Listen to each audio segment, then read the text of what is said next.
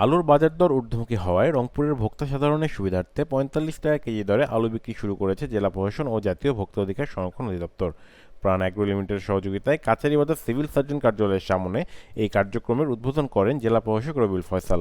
তিনি বলেন, সপ্তাহের প্রতিদিন নির্ধারিত দোকান থেকে সুলভ মূল্যে আলু কিনতে পারবেন ক্রেতারা।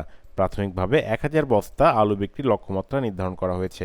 আমাদের জেলা প্রশাসনের পক্ষ থেকে এবং জাতীয় ভোক্তা অধিকার সংরক্ষণ অধিদপ্তর রংপুরের জেলার পক্ষ থেকে আমরা ব্যবস্থা করেছি যে আমরা ১,০০০ বস্তা আলু বিক্রি করা হবে এখান থেকে সুলভ মূল্যে।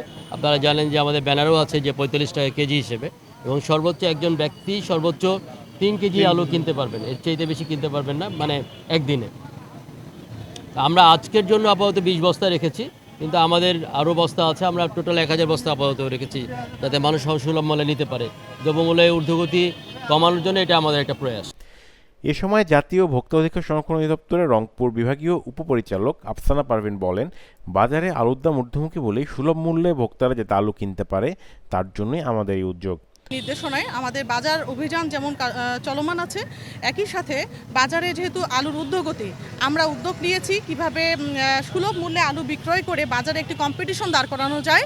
এবং একই সাথে আমাদের যে অভিযান কার্যক্রম এটিও চলমান আছে। এখানে আমরা শুধুমাত্র সাধারণ ভোক্তাদের জন্য, ব্যবসায়ীদের জন্য না, সাধারণ ভোক্তা তারা সর্বোচ্চ ৩ কেজি কিনতে পারবেন এবং সুলভ মূল্যে আমরা এটি ৪৫ টাকা দরে সাধারণ ভোক্তাদের মাঝে বিক্রয়ের ব্যবস্থা করেছি। আর এটি আমাদের শুক্র শনিবার সহকারে আজকে থেকে চলমান থাকবে। উপস্থিত ছিলেন প্রাণ অ্যাগ্রো লিমিটেডের general manager Zakaria Hossain, senior manager Rafiqul Islam, management train officer কৃষিবিদ রিয়াদ খান। একজন ক্রেতা সর্বোচ্চ ৩ কেজি আলু কিনতে পারবেন। বাজারের দাম সহনশীল পর্যায়ে না আসা পর্যন্ত ন্যায্য মূল্যে আলু বিক্রি কার্যক্রম চলমান থাকবে। Mahbubur Rahman, RCTV news, Rangpur.